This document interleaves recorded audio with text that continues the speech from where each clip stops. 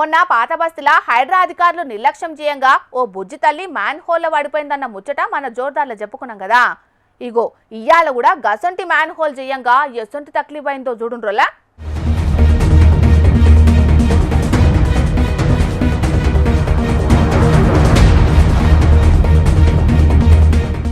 వామ్మో, ఒక్క క్షణం పానమంతా అదిలిపోయినట్టయింది కదా గిది చూడంగానే. పాపం ఆ అన్న ఇంట్లోకెంచి బయటకొచ్చిన గడియ మంచిగున్నది కాబట్టి ఏం కాలేదు పోన్రి.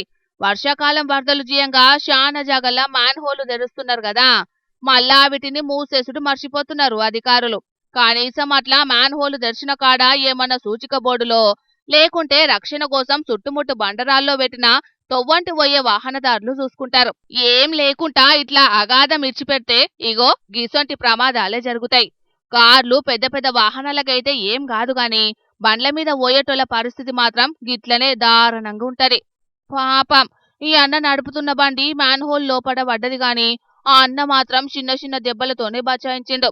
అదే అన్న సుతం లోపలికి పడేదుంటే కథ వేరే తిరుగుండేది. హెల్మెట్లు పెట్టుకోలేదని బగ్గ స్పీడ్ పోతున్నారని సాటుకు ఉండి మరి ఫోటోలు కొట్టి ఫైన్లేసుడు మీదున్న శ్రద్ధ రోడ్లను చక్కగా చేయుడు మీద, మ్యాన్ హోళ్లను రిపేరింగ్ చేసుడు మీద లేదని గరానికొస్తున్నారు వాహనదారులు.